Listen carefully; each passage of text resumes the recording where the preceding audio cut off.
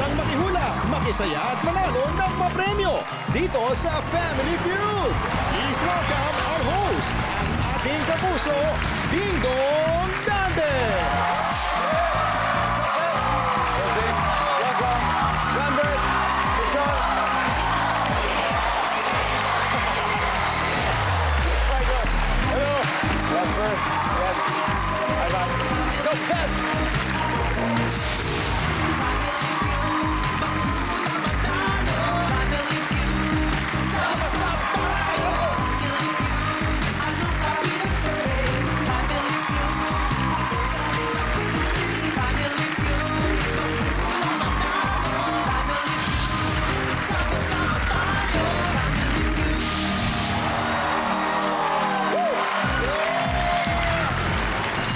Magandang hapon po mga kapuso. May tanong ako sa inyo.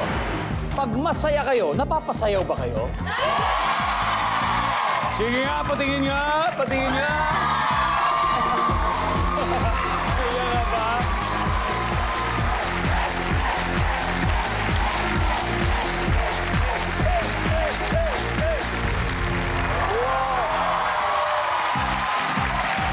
Kung ganon, sa tingin ko, alam nyo, magsasayawan tayo buong gabi dito sa pinakamasayang family game show sa buong mundo.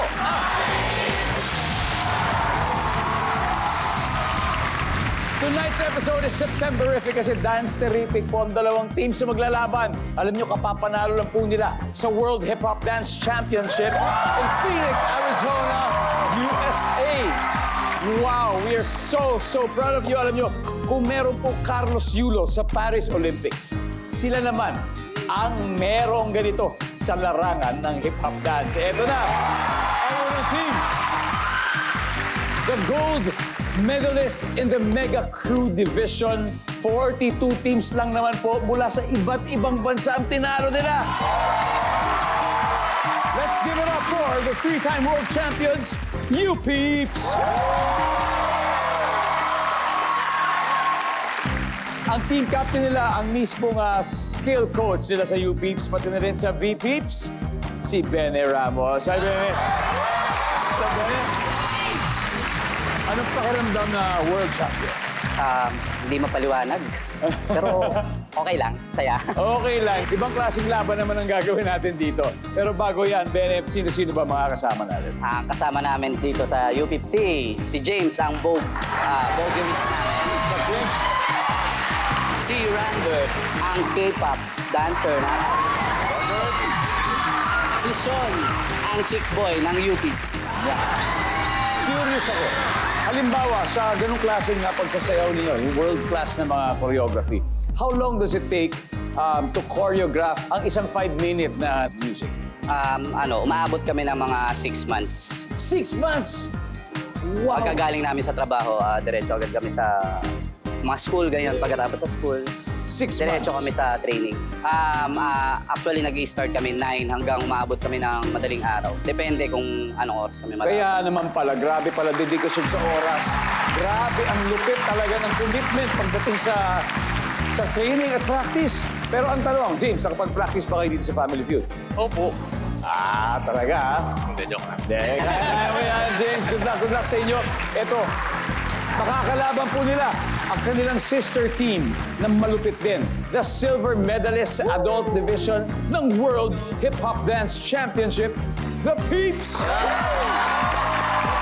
Ang team captain nila ay nagtuturo po ng physics and engineering Let's sa go. kolehiyo ni Sir Ivan Panis. Hi, Ivan. Welcome pa rin. Hi, Dong. Ivan. Congratulations. Congratulations Salamat sa The po. Peeps. Thank you. Now, Ivan, sino-sino makakasama natin sa Ang una kong teammate dito ay ang OGV Peeps namin na laging puyat, si Ken. Ayan.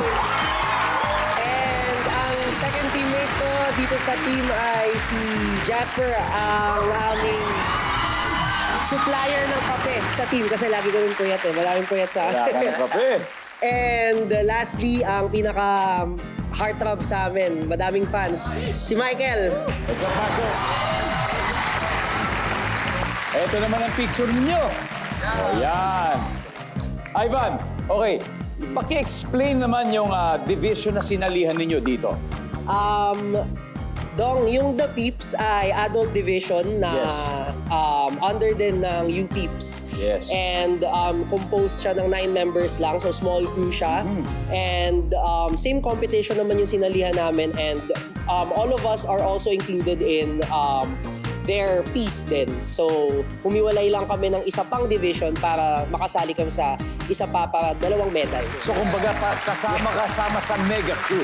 And sa adult division. Sa adult division. The Peeps, yes. Nako, I'm sure next year, ganun naman ang masusungkit nyo, pati gold siguro. Sana po. Diba? Good luck sa inyo dyan. Yes. At syempre, bilang andito na may mga magagaling, may gold, may silver, tingnan ba natin pagkakataon na makakita sila mag-perform? Okay lang ba sa inyo? Let's do it, guys!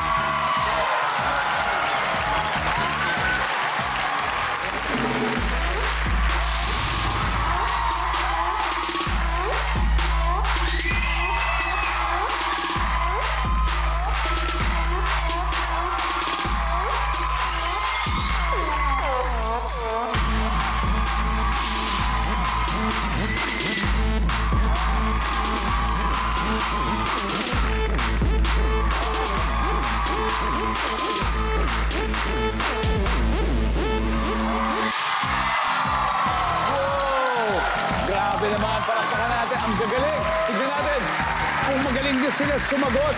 Alam nyo, dito po wala munang sister-sister team dahil dito 200,000 pesos ang pinaglalaban nila at umpisahan na natin yan. Benny and Ivan, let's play round 1. Come on!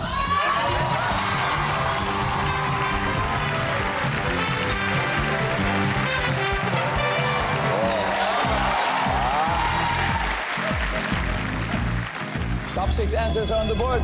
Good luck, guys. Dahil sa genes, ano ang pwede mong mamana sa iyong parents? Go! Ivan. Puting buhok. Puting buhok. Yan, nandyan ba ang puting buhok? Services. Bene, dahil sa genes, ano pwede mong mamana sa iyong magulang? Itsura. Mukha. Be specific. Anong bahagi ng mukha? Ilong. Ilong. Ayan, nandyan ba ang ilong? Top answer. Bene, pass or play? Play. Let's play round 1. Come on. James. Okay, dahil sa genes, ano kaya pwede mong mamana sa magulang mo? Height. Height. Sylvie says? Yep. One word.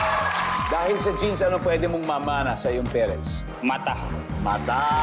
Yan. Ikaw, I'm sure, parating sinasabi sa'yo, alam mo ito, parang matanong sa'yo ba, magulang, sa mom and dad mo na nakuha ang mata? Yes, actually sumambot. Sa mom mo.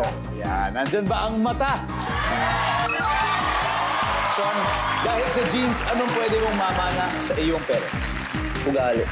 Ugali. Siguro kaya ka mabait kasi namana mo sa magulang mo. Ayun nga sinasabi ko. Ugali. Pwede. Dahil sa genes, anong pwede mong mamana sa iyong parents? Nunal.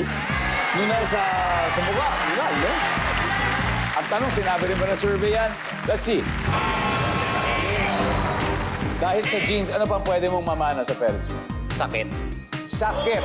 Diabetic, gano'n. May mga doktor ba dito? Namamana ba talaga? Ha? O ito, nursing. Nursing, oh. Tama ba? Namana niyo yung sakit. Totoo ba yun? Talaga, ha? Maniniwala na ako sa inyo. Lalo na kung nandyan ang sakit. Isa na lang. Yan, boss. Dahil sa genes, anong pwede mong mamana sa parents? Kulay ng balat. Complexion or kulay ng balat. Siyempre, Meron. kung hala sabihin natin parehong maputi ang magulang, talagang 100% magiging maputi ang anak. Di ba? Ganon, di ba? Tama ba yun? 100%. Walang kaduda-duda na puti ang balat to sweep around. Survey says...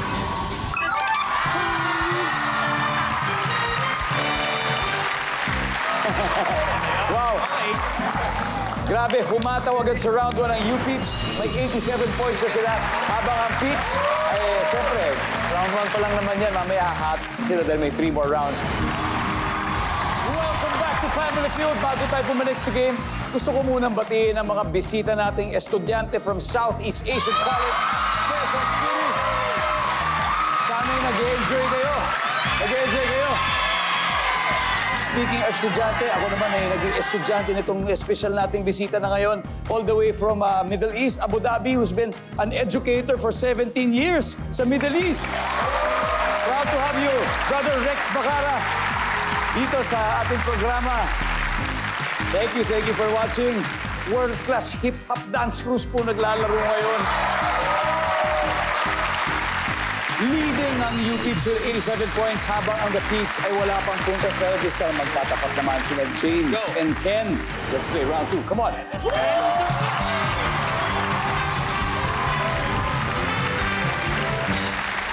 Oh. Top 6 answers are on the board, guys. Here's your question. Magbigay ng dahilan kung bakit nagsisend ng text message sa kanyang boss ang isang empleyado. Go. Ken. Mag-absent. Mag-absent. Kunyari mag-absent ka, paano mo sasabihin? Sir, sorry po. May sakit ako. Absent po muna ako bukas. Sir, sorry, may sakit daw ako. Tingnan natin kung pasok ba ang palusot niya. Services. Ken, pass or play? Play. Play. Babawi daw sila, James. Balik ka muna. Let's go, Ken. Here we go, the Peeps. Magbigay ng dahilan kung bakit nagsisend ng text message sa kanyang boss ang isang empleyado. So, yung empleyado yung magte-text. Babati ng Pasko. Sir, may Christmas, may bonus. Nandiyan ba yan? Babati ng Pasko. Michael, magbigay ng dahilan kung bakit magsisend ng text message ang empleyado sa kanyang boss. Mag-a-advance na sweldo. Babali. O kung bababali ba, services? Yes, sir. Ivan, bakit ka magte-text sa boss mo? Anong dahilan? Magpapapromote. Magpapapromote? Yes. Talagang diniretso, no? Promote mo naman ako. Tingnan natin. Andiyan ba yan? Wala. Yes, nag-a-huddle na sila. Ken, ano kaya? Magsasabi na Wala. Sorry. Naabutan tayo ng 3-second rule. You peeps! Balik ko, Sean. Bakit? Magbigay ng dahilan kung bakit magsisend ng text message ang isang empleyado sa kanyang boss. magre-retiro. Magre-retire. Ranbert. Malilate. Okay, James? Mangangusta. Wala lang, nangangamusta lang. Kamusta? Bere, isang tama sagot na kailangan natin, 4 pa ito. Dahilan kung bakit magsisend ng text message ang isang empleyado sa isang boss. Malilate. Malilate. Lalo na kung may rehearsal. Isipin mo, rehearsal nyo, 6 na buwan, hindi ka pwede mag-miss ng isa. Siguro malilate nangyayari yan. Pero siguro sabihin mo, boss, malilate na ako ng konti. Iba yun sa mag-absent, ha? Ito, malilate lang. Nandyan ba yun, survey?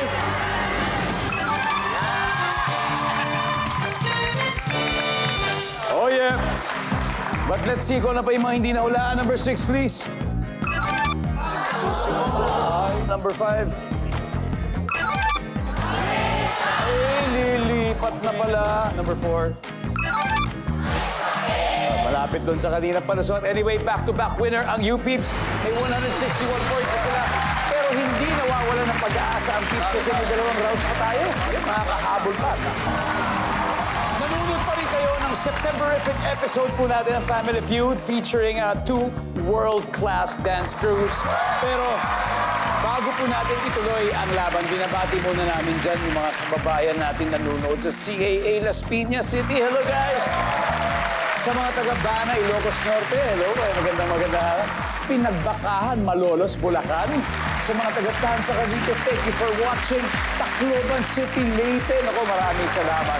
At sa mga taga-Orquieta City, Misamis Occidental, sa lahat po ng nanonood sa atin via our official Facebook and YouTube accounts or via Kapuso Stream on YouTube, maraming salamat po sa inyo. Mwah! Balik tayo sa game. Ang U-Peeps na muna, 161 points. At ang Peeps, wala pang puntos. Pero ito na guys, wala pang. It's your time to put on your dancing shoes. And thinking Caps, Ranbert, and Jasper, let's play round 3.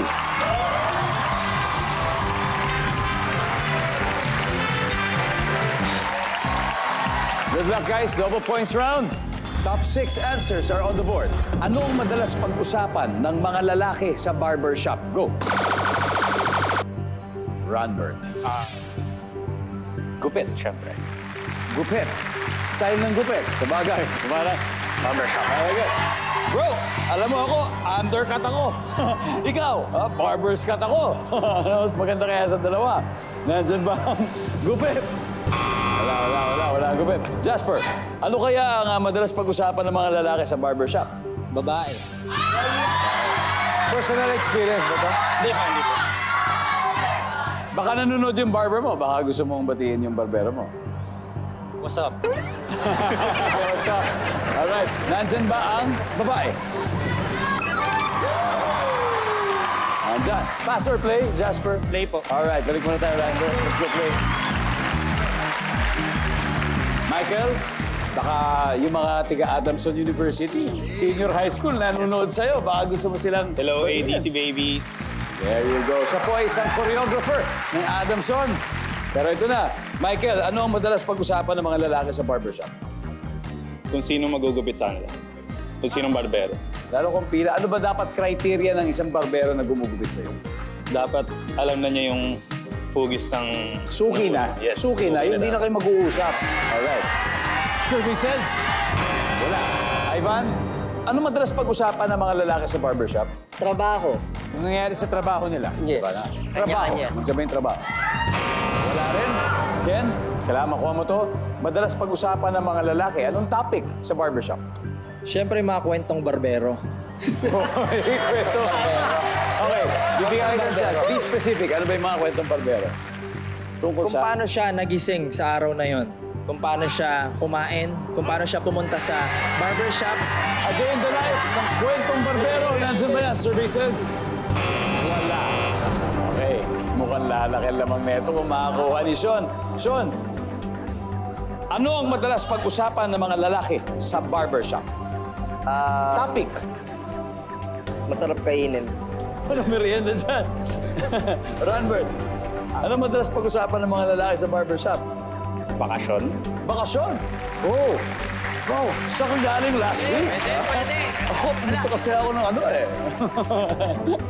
Pumunta ako ng Greece. James, ano madalas pag-usapan ng mga lalaki sa barbershop? Basketball. Basketball? Bene, isa lang, anong madalas pag-usapan ng mga lalaki sa barbershop? For the win. Basketball. Basketball. Do you agree? Talagang kumbinsido ka ng top answer to. Teka, tanong natin. Brother, what's your name? Mel. Mel, saan ka nagpapagupit, Mel? Sa old school. Sa? Old school Santa Ana. Old school. Buhay pa naman, okay pa? Okay pa. buhay pa. Alam mo, talagang grabe yung conviction mo eh. Sabi mo, basketball eh. Sa inyo ba sa pagupitan nyo, basketball din pinag-uusapan? Opo. O kaya, tignan natin. Sabihin mo nga, survey says basketball. Services, basketball.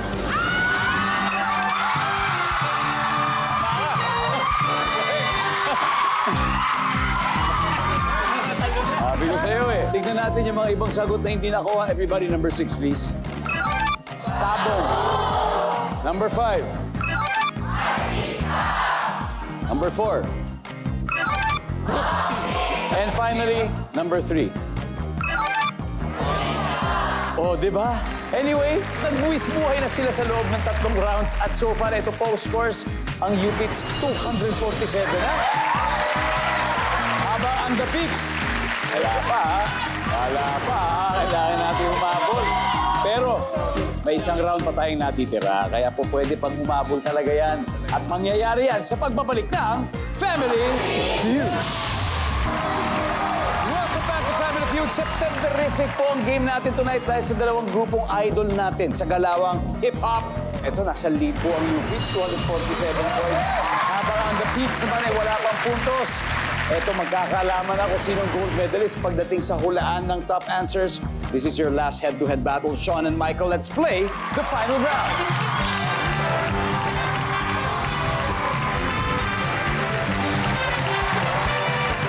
Ay! Top 4 answers are on the board. Ito ay isang fill-in-the-blank question. Wala akong pera eh. Ito ang madalas mong sagot kapag sinabi ng friend mo, tara, blank tayo. Michael. Kain tayo. Kain tayo. Sabi nung kaibigan, tara kain tayo. Pero sabi mo, wala akong pera eh. Nandyan ba ang kain tayo? Sean, wala akong pera. Yun ang sagot po. Pero ito yung sinabi nung kaibigan, tara, blank tayo. Ano yun? Ano yung blank? Shopping tayo.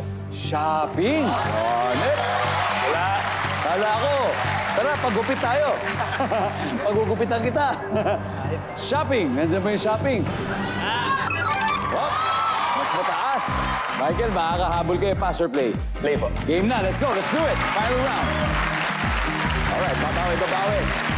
Pero zero pa. Kaya natin kailangan mag-perfect to, Ivan. Wala akong pera. Ano ang madalas mong sagot kapag sinabi ng friend mo, tara, blank tayo? Blank. Ano yung blank? Shot tayo. Inom. Inom tayo. Answer. Tayo. Di pa palibre, no? Tara, shot tayo! Ken, wala akong pera. Ito ang madalas mong sagot kapag sinabi ng friend mo, tara, blank tayo. Tara, gala tayo. Pwede. Sa bagay. Gala tayo, libre namang gumala. 162. Top answer. Triple points round. Kung tama sila rito, pwede kayang manalo. Tignan natin. O tara, gala tayo. Services.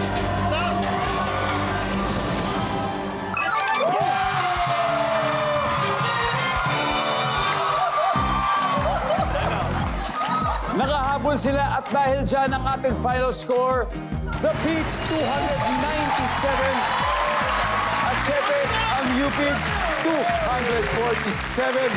Grabe from behind. Grabe, ang galing naman yun, Sean. Maraming salamat. Huwag ka mag-alala. Swabe ka pa rin. Pare Lambert, maraming salamat. James, thank you. Pare Bene, maraming salamat. Palakpakan po natin U-Peeps. 50,000 pesos from Family Feud. O, diba? The Peeps, congratulations naman. Late game kami. Late game. Ngayon may 100,000 pesos na kayo. Ngayon, sino maglalaro sa ating Fast Money? Ako at si Michael. It's gonna be Michael and Ivan. Bigyan po natin ng time ang The Peeps para maghanda sa Fast Money Round. Fast Money Round na dito sa Family Feud. Kasama natin si Ivan and The Peeps. Kanina, nanalo sila ng 100,000 pesos. Pero ang target nila makapag-uwi ngayon ay total cash prize of... Yes, ma'am. Winner din po ng 20,000 ang napiling charity. Ano ba napili niyo, Ivan? The Heart at Play Foundation. The Heart at Play Foundation. We got 20,000 from our winning team. At ngayon sa kasalukuyan, si Michael ay nasa waiting area sa likod. So it's time for Fast Money. Give me 20 seconds on the clock, please. Magsisimula lang ang timer matapos ko basahin ang unang tanong. On a scale of 1 to 10, 10 being the highest, gaano ka kasungit kapag walang pera? Go. 10. Fill in the blank. Plastic, blank. Plastic bag. Hayop na sinasabing matalino raw. Aso. Tumitigas ito kapag nalalamigan. Tubig. Yelo. Word na karime ng rain. Pain. Let's go, Ivan. On a scale of 1 to 10, gaano ka kasungit pag walang pera? Sabi mo, 10. Services. Whoa! Nice one. Fill in the blank. Plastic, blank. Sabi mo, plastic. Back. Services. Hayop na sinasabing matalino raw. Sabi mo, aso. Services. Tumitigas ito kapag nalalamigan. Ang sabi mo, yelo or tubig. Services. Word na karime ng rain. Sabi mo, pain. Survey.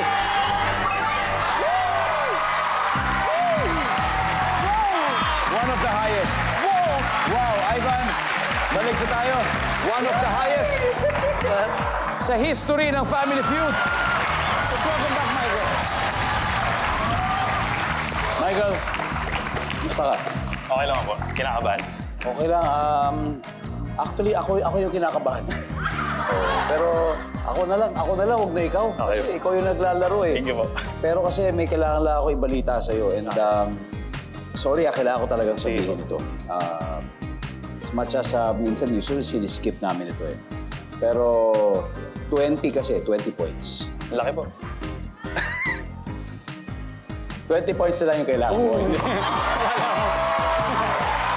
Kasi 180 ang nakuha ni Ivan. Huh. Second highest sa history ng Family Feud Philippines. Magmula nung nag-umpisa siya dito. Ngayon, 20 points. Kayang-kaya pa natin to. Kaya po. Kayang-kaya. Ngayon makikita na ng mga manonood ang sagot ni Ivan. May 25 seconds on the clock. You can do it, Michael. On a scale of 1 to 10, 10 being the highest, gaano ka kasungit kapag walang pera? Go. 8. Fill in the blank. Plastic, blank. Cups. Hayop na sinasabing matalino raw. Monkey. Tumitigas ito kapag nalalamigan. Water. Damit. Word na karime ng rain. Pain. Grain. Grain. Grain. Alright, let's go. 20 points, Michael. Word na karime ng rain, sabi mo'y grain. Nandyan ba yan? Grain? Okay. Ang top answer ay pain. Nakuha ni Ivan, pain. Tumitigas kapag nalalamigan. Ang sabi mo'y damit. Ang sabi ng survey sa damit ay... Wala. Ang top answer ay tubig. Nakuha ni Ivan. Hayop na sinasabing matalino raw, sabi mo'y unggoy. Ang sabi ng survey ay... Go!